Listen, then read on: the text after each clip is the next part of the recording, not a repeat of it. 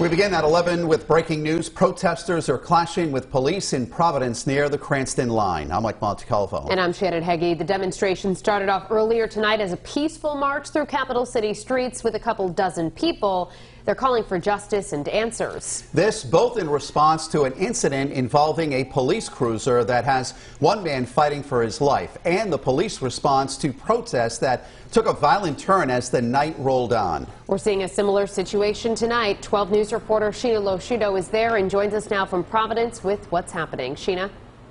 Yeah, well, at this moment right now, I think things have kind of settled down. I say that because I saw at least 100 police officers in their riot gear just march back up the street here on Elmwood Avenue. You can see up there all of the flashing lights.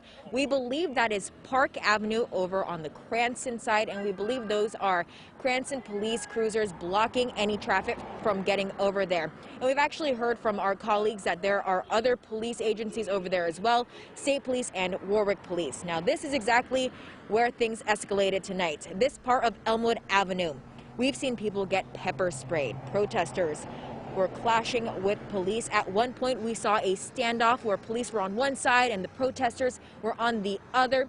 And then that kind of, the two big groups there, they kind of marched down the other way on Elmwood Avenue. So it's kind of been all over the place. It was really chaotic at one point.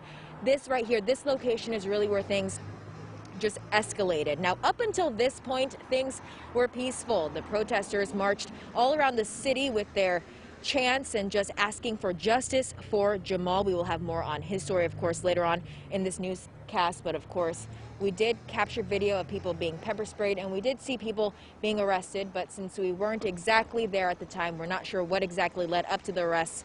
We, of course, will keep you updated on that. Again, at this point of the night, we do believe that the protest has wrapped up, or at least kind of the tense part is over. You can see right here some of the last of the police officers are walking back up to the street, to which we assume they're cruisers up there near Park Avenue. We, of course, will continue monitoring this. We'll have all the follow-ups for you as this all develops, and we will try to get all the information for you tomorrow, of course, as we learn more information. But for now, we're live in Providence. I'm Sheena Loshudo, 12 News.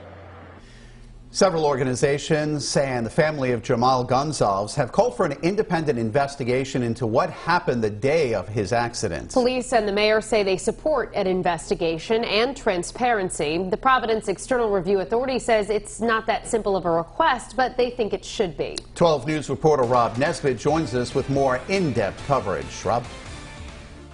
The Providence External Review Authority, also known as PARA, heard several public comments during their Zoom meeting Wednesday, all from people who expressed their frustrations with how police have handled themselves.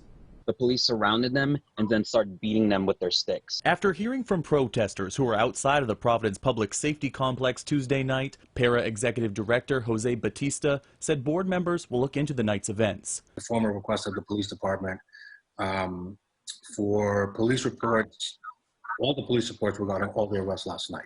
A total of 21 people were arrested, according to police, most of them appearing in court Wednesday on charges of disorderly conduct.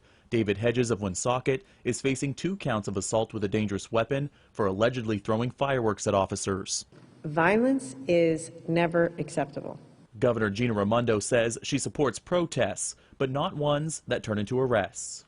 Thank you to the Providence Police, who I thought did a fantastic job last night under enormously difficult circumstances. Jamal Gonsalves' family says they would like to see an independent investigation into how their son ended up in a coma after his moped crash. PARA says they would like to investigate the officer who was involved in the crash, but that they can only monitor the investigation. I mean, that we can simply review documents when the police department chooses, how the police department chooses, and they ultimately have the discretion what to show us and what to not show us.